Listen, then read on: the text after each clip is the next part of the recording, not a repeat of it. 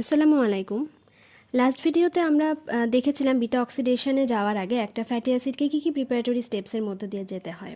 তার মধ্যে ছিল হচ্ছে activation of the inactivated fatty acid to activated fatty acyl CoA, আর সেকেন্ডটা ছিল হচ্ছে transportation of the activated fatty acyl CoA from the cytoplasm to mitochondria.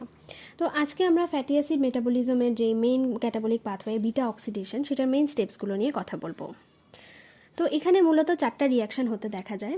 প্রথম রিয়াকশানটা হচ্ছে ডিহাইড্রোজেনেজ রিয়াকশান, তারপরেরটা হচ্ছে হাইড্রাটেজ রিয়াকশান, তারপরে 3 নাম্বারটা হচ্ছে ডিহাইড্রোজেনেজ রিয়াকশান, আর 4 নাম্বারটা হচ্ছে একটা ক্লিভেজ।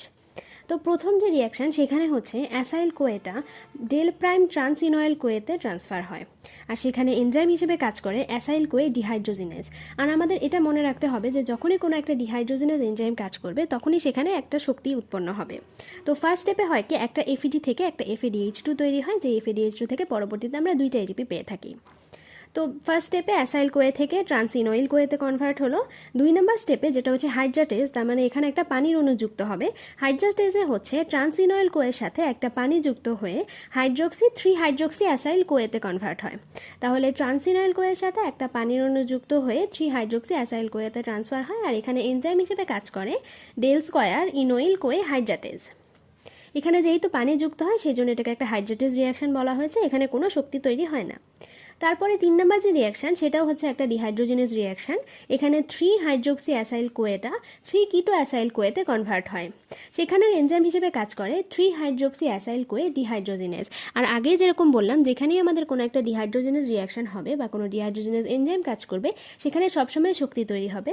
তো এই 3 নম্বর স্টেপসে দেখা যায় একটা এনএডি থেকে একটা এনএডিএইচ2 তৈরি হয়, আর আমরা জানি যে একটা এনএডিএইচ2 পরবর্তীতে রেসপিরেটরি চেইনে গিয়ে 3টা এটিপি তৈরি করবে। এরপরে যে 4 নাম্বার স্টেপস সেখানে হচ্ছে 3 কিটো অ্যাসাইল কোয়ে, 3 কিটো অ্যাসাইল কোয়েটা ক্লিভেজ হবে, ক্লিভেজ হয়ে সেটা 2টা কার্বন বিশিষ্ট একটা কম্পাউন্ড তৈরি করবে অ্যাসিটাইল কোয়ে, আর বাকি কার্বন বিশিষ্ট অ্যাসাইল কোয়ে তৈরি করবে। ওই অ্যাসাইল কোয়েটা পরবর্তীতে আবার বিটা অক্সিডেশনে অংশগ্রহণ করবে, আর সাথে যে 2 কার্বন বিশিষ্ট একটা কম্পাউন্ড তৈরি করলো অ্যাসিটাইল কোয়ে, এই অ্যাসিটাইল কোয়েটা আমরা জানি টিসিএ সাইকেলে অংশগ্রহণ করে, আর টিসিএ সাইকেলে অংশগ্রহণ করে এটা ওখান থেকে এটিপি তৈরি করতে পারবে। তাহলে আমরা যদি দেখি যে একটা বিটা অক্সিডেশনে 2টা জায়গায় আমরা শক্তি উৎপন্ন হতে দেখছি, 1 নাম্বার আর 3 নাম্বার রিয়াকশানে। 1 নাম্বার রিয়াকশানে হচ্ছে এফইডি থেকে এফএডিএইচ2 হচ্ছে, যেখান থেকে আমরা পরবর্তীতে 2টা এটিপি পাচ্ছি, আর 3 নাম্বারে এনএডি থেকে এনএডিএইচ2 হচ্ছে, যেখান থেকে আমরা পরবর্তীতে 3টা এটিপি পাচ্ছি। তাহলে তার মানে একটা বিটা অক্সিডেশন থেকে আমরা টোটাল 5টা এটিপি পাচ্ছি। ফার্স্ট স্টেপে পাচ্ছি হচ্ছে একটা এফএডিএইচ2 থেকে 2টা এটিপি, আর তারপরে 3 নাম্বার স্টেপে পাচ্ছি একটা এনএডিএইচ থেকে 3টা এটিপি। এখন এটা অনেক সময় আমাদের মনে রাখা কঠিন হতে পারে যে 1 নাম্বারে কি এনএডিএইচ হয় নাকি 1 নাম্বারে এফএডিএইচ হয়, সেই জন্য আমি যেটা ভাবে মনে রাখি যে এফ দিয়ে হচ্ছে ফার্স্ট আর এফ দিয়ে হচ্ছে এফএডিএইচ2, তার মানে ফার্স্ট রিয়াকশানটাতে এফএডিএইচ2 তৈরি হবে। একটা মনে রাখলে তখন ইজিলি আরেকটা বলা যায় যে 3 নাম্বারটাতে এনএডিএইচ2 তৈরি হবে। তার মানে আমরা বুঝলাম যে একটা বিটা অক্সিডেশন হলে এভাবে প্রথমে 2টা এটিপি তৈরি হয়, তারপরে 3 নাম্বার স্টেপে 3টা এটিপি তৈরি হয়, টোটাল 5টা এটিপি তৈরি হয়। আর প্রত্যেকটা বিটা অক্সিডেশনের পরে যে অ্যাসিটাইল কোয়েটা তৈরি হচ্ছে সেই অ্যাসিটাইল কোয়েটা একটা টিসিএ সাইকেলে যায়, টিসিএ সাইকেলে গিয়ে সেটা 12টা করে এটিপি তৈরি করে, তার মানে প্রত্যেকটা অ্যাসিটাইল কোয়ে 12টা এটিপি তৈরি করবে।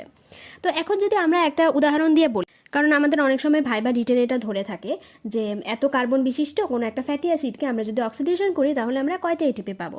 তো আমি এখানে বোঝার সুবিধার্থে 8 কার্বন বিশিষ্ট একটা ফ্যাটি অ্যাসিড দিয়ে বুঝিয়েছি, কিন্তু সাধারণত 16 বা 18 কার্বন বিশিষ্ট ফ্যাটি অ্যাসিড দিয়ে বলে থাকে। তো আমরা এই 8 কার্বনেরটা দিয়ে বুঝলে বাকিটা ইনশাল্লাহ বুঝতে পারবো। তো একটা 8 কার্বন বিশিষ্ট ফ্যাটি অ্যাসিডকে যখন ফার্স্টে একটা বিটা অক্সিডেশন হবে, ফার্স্ট বিটা অক্সিডেশনে দেখা যাবে এটা 2 কার্বন বিশিষ্ট একটা অ্যাসিটাইল কোয়ে রিলিজ করছে, আর 6 কার্বন বিশিষ্ট একটা অ্যাসাইল কোয়ে তৈরি করছে। এই 6 কার্বন বিশিষ্ট অ্যাসাইল কোয়েটা আবার একটা বিটা অক্সিডেশন করবে, করে একটা 4 কার্বন বিশিষ্ট অ্যাসাইল কোয়ে করবে, আর একটা অ্যাসিটাইল কোয়ে রিলিজ করে দেবে। তারপরে ওই 4 কার্বন বিশিষ্ট অ্যাসাইল কোয়েটা আবার একটা বিটা অক্সিডেশন করে 2টা অ্যাসিটাইল কোয়ে তৈরি করবে। এভাবে আমরা জানি যে বিটা অক্সিডেশনে এন্ড প্রোডাক্ট হচ্ছে অ্যাসিটাইল কোয়ে, তার মানে যতক্ষণ পর্যন্ত সবগুলো কার্বনই অ্যাসিটাইল কোয়েতে পরিণত না হয়ে যাবে ততক্ষণ পর্যন্ত রিয়াকশনটা হতে থাকবে। তাহলে আমরা দেখতে পাচ্ছি একটা 8 কার্বন বিশিষ্ট ফ্যাটি অ্যাসিড থেকে সবগুলো অ্যাসিটাইল কোয়ে পেতে আমাদের 3টা বিটা অক্সিডেশন হতে হচ্ছে, আর একটা 8 কার্বন বিশিষ্ট ফ্যাটি অ্যাসিড থেকে আমরা 4টা অ্যাসিটাইল কোয়ে পাচ্ছি। তাহলে আমরা যদি এটাকে এভাবে করে মনে রাখি, ফ্যাটি অ্যাসিড হচ্ছে 8 কার্বন, আর বিটা অক্সিডেশন হলো 3টা, আর অ্যাসিটাইল কোয়ে পেলাম 4টা। এটাকে যদি আমরা একটু সূত্রের আকারে সাজাই, তাহলে যদি ফ্যাটি অ্যাসিড হয় হচ্ছে 2x, তাহলে অ্যাসিটাইল কোয়ে পাবো আমরা xটা, আর বিটা অক্সিডেশন লাগবে x - 1টা। এখন আমাদের প্রশ্ন হচ্ছে যে এই 8 কার্বন বিশিষ্ট ফ্যাটি অ্যাসিড থেকে আমরা এটিপি কয়টা পাবো। তাহলে আগে যেরকম বলেছিলাম যে ফ্যাটি অ্যাসিড হচ্ছে 8 কার্বন বিশিষ্ট, অ্যাসিটাইল কোয়ে 4টা আর বিটা অক্সিডেশন হয়েছে 3টা।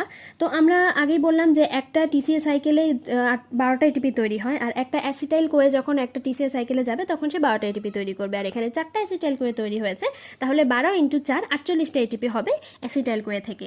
আর আমরা জানি যে একটা বিটা অক্সিডেশনে 5টা এটিপি তৈরি হয়, এখানে যেহেতু 3টা বিটা অক্সিডেশন হবে তাহলে এখানে টোটাল এটিপি তৈরি হবে হচ্ছে 15টা। তাহলে এখানে এটিপি ফর্মেশন কত হলো, 48 + 15 63। আর আমরা আগেই বলেছিলাম যে কোনো একটা ইনঅ্যাক্টিভেটেড ফ্যাটি অ্যাসিড যখন অ্যাক্টিভেটেড হয় তখন তার 2টা এটিপি খরচ হয়ে যায়। তো 2টা এটিপি খরচ হয়ে গেলে এখানে সেটা বিয়োগ দিতে হবে, তাহলে ওটা মাইনাস করলে হয় হচ্ছে 61টা এটিপি। তার মানে 8 কার্বন বিশিষ্ট কোনো একটা ফ্যাটি অ্যাসিড থেকে আমরা টোটাল 61টা এটিপি পেয়ে থাকি। আচ্ছা, এখন আরেকটা যেটা হচ্ছে যে অ্যাক্টিভেশনের সময় যে এটিপিটা খরচ হয় সেটা সবসময় 2 এটিপি হবে। এই কার্বন, এটা যদি 16 কার্বন বিশিষ্ট কোনো একটা ফ্যাটি অ্যাসিড হয় তার জন্য 2 এটিপি হবে, যদি 18 কার্বন বিশিষ্ট কোনো একটা ফ্যাটি অ্যাসিড হয় সেটার জন্য 2 এটিপি হবে, কারণ এইখানে এটিপি দুইটাই খরচ হয়, এটা কোনো কার্বন সংখ্যার উপর নির্ভর করে না। আর বাকি মানগুলো হচ্ছে তখন চেঞ্জ হয়ে যাবে কার্বন সংখ্যার উপর ডিপেন্ড করে। এতক্ষণ আমরা যেটা বললাম সেটা ছিল হচ্ছে ইভেন নাম্বার কার্বন সংখ্যা বিশিষ্ট কোনো একটা ফ্যাটি অ্যাসিডের ক্ষেত্রে, কিন্তু আমাদের সব ফ্যাটি অ্যাসিড তো ইভেন নাম্বারে থাকে না। দেখা যায় যে অড নাম্বার কার্বন সংখ্যা বিশিষ্ট বিভিন্ন ফ্যাটি অ্যাসিড হয়ে থাকে, যেরকম আমরা এখানে একটা এক্সাম্পল দিয়েছি 9 কার্বন বিশিষ্ট ফ্যাটি অ্যাসিডের। 9 কার্বন বিশিষ্ট ফ্যাটি অ্যাসিড যখন একটা বিটা অক্সিডেশন করবে তখন এটা একটা অ্যাসিটাইল কোয়ে রিলিজ করে দিয়ে একটা 7 কার্বন বিশিষ্ট অ্যাসাইল কোয়ে তৈরি করবে। তারপরে এই 7 কার্বন বিশিষ্ট অ্যাসাইল কোয়েটা আবার একটা বিটা অক্সিডেশন করে একটা অ্যাসিটাইল কোয়ে রিলিজ করবে আর একটা 5 কার্বন বিশিষ্ট অ্যাসাইল কোয়ে তৈরি করবে। এই 5 কার্বন বিশিষ্ট অ্যাসাইল কোয়েটা যখন আবার বিটা অক্সিডেশন করবে তখন দেখা যাবে যে এটা 2 কার্বন বিশিষ্ট একটা অ্যাসিটাইল কোয়ে তৈরি করছে আর আরেকটা তৈরি করছে 3 কার্বন বিশিষ্ট প্রোপিওনিল কোয়ে। এই প্রোপিওনিল কোয়ে হওয়ার আগ পর্যন্ত সেমই থাকবে অড আর ইভেন নাম্বারের ক্ষেত্রে, কিন্তু প্রোপিওনিল কোয়ে যখন তৈরি হয়ে যাবে এটা আর পরবর্তীতে বিটা অক্সিডেশন করবে না, এটা কিছু বিভিন্ন আলাদা আলাদা স্টেপস মাধ্যমে গিয়ে সাকসিনাইল কোয়ে তৈরি করবে। এখন তাহলে আমরা দেখব যে এই প্রোপিওনিল কোয়েটা কীভাবে করে সাকসিনাইল কোয়েতে কনভার্ট হচ্ছে। এই প্রোপিওনিল কোয়েটা মূলত 3টা রিয়াকশনের মাধ্যমে সাকসিনাইল কোয়েতে কনভার্ট হয়। ফার্স্ট রিয়াকশনটা হচ্ছে একটা কার্বক্সিলেশন রিয়াকশন, সেখানে প্রোপিওনিল কোয়েটা কার্বক্সিলেশন হয়ে ডিমিথাইল মেলোনাইল কোয়েতে কনভার্ট হয়। এখানে এনজাইম হিসেবে কাজ করে প্রোপিওনিল কোয়ে কার্বক্সিলেজ। আর আমরা জানি যে যে কোনো কার্বক্সিলেশনে আমরা কো এনজাইম হিসেবে বায়োটিন ব্যবহার হতে দেখি। সবসময় যে কোনো কার্বক্সিলেজ যেখানে এনজাইম কাজ করবে সেখানে কো এনজাইম হিসেবে বায়োটিন থাকবে। আর এরপরে ডিমিথাইল মেলোনাইল কোয়ে যেটা সেটা হচ্ছে আইসোমারিজম হবে, আইসোমারিজম হয়ে এটা এল আইসোমারে কনভার্ট হবে এল মিথাইল মেলোনাইল কোয়ে। এখানে একটা রেসিমারেজ এনজাইম কাজ করে। তারপরে এল মিথাইল মেলোনাইল কোয়েটা সাকসিনাইল কোয়েতে কনভার্ট হবে। এল মিথাইল মেলোনাইল কোয়ের কিছু ইন্টারনাল রিঅ্যারেঞ্জমেন্টের মাধ্যমে সেটা সাকসিনাইল কোয়েতে কনভার্ট হয়। আর এই রিয়াকশনটাতেও একটা এনজাইম কাজ করে, সেটা হচ্ছে মিউটেজ এনজাইম, আর এখানে কো এনজাইম হিসেবে কাজ করে হচ্ছে ভিটামিন B12। তো আমাদের বডিতে যদি কোনো কারণে ভিটামিন B12 বা মিউটেজ এই দুইটার যে কোনো একটার ঘাটতি হয় তাহলে আমাদের বডিতে মিথাইল মেলোনাইল আর প্রোপিওনিল কোয়ে এই দুইটার এক্সেস অ্যামাউন্টে পাওয়া যাবে। আর এগুলো যেহেতু অ্যাসিডিক সেই কারণে আমাদের বডিতে তখন মেটাবলিক অ্যাসিডোসিস ডেভেলপ করবে। আচ্ছা, তাহলে এখানে প্রোপিওনিল কোয়ে থেকে সাকসিনাইল কোয়েতে কনভার্ট হওয়ার জন্য যে 3টা রিয়াকশন আছে এগুলো খুবই গুরুত্বপূর্ণ, কারণ এর মধ্যে 2টা রিয়াকশনে আমরা দেখছি যে 2টা ভিটামিন লাগছে। প্রথম রিয়াকশনটাতে যেটা হচ্ছে একটা কার্বক্সিলেশন সেখানে বায়োটিন লাগছে, আর লাস্ট যে রিয়াকশন যেটা এল মিথাইল মেলোনাইল কোয়ে থেকে সাকসিনাইল কোয়ে হলো সেখানে হচ্ছে ভিটামিন B12 লাগছে। এটা আমাদের ভাইবার জন্য একটা খুবই গুরুত্বপূর্ণ প্রশ্ন, স্যাররা এটা জিজ্ঞেস করেন এবং এটা আনসার করতে পারলে খুবই খুশি হন। কার্বক্সিলেশনে যে বায়োটিন লাগে এটা আমাদের মনে রাখতে হবে, কারণ আমাদের বডিতে খুব কম সংখ্যকে কার্বক্সিলেশন হয় আর সেখানে প্রত্যেকটাতে বায়োটিন লাগছে। এভাবে অড নাম্বার বিটা অ্যাসিডের বিটা অক্সিডেশনে অড নাম্বার ফ্যাটি অ্যাসিডের বিটা অক্সিডেশনে আমরা দেখব যে প্রোপিওনিল কোয়ে হওয়ার আগ পর্যন্ত ইভেন নাম্বারের মতনই থাকবে। প্রোপিওনিল কোয়ে হয়ে যাওয়ার পরে তারপরে এটা আলাদা 3টা স্টেপস ফলো করে সাকসিনাইল কোয়েতে কনভার্ট হবে। দেন এই সাকসিনাইল কোয়েটা টিসিএ সাইকেলে গিয়ে এটিপি প্রডিউস করবে। আজকে তাহলে এই পর্যন্তই থাকছে। পরবর্তী ভিডিওতে ইনশাল্লাহ আমরা অন্য কোনো একটা টপিকস নিয়ে আলোচনা করব। ততক্ষণ পর্যন্ত সবাই ভালো থাকবেন। ধন্যবাদ। আসসালামু আলাইকুম।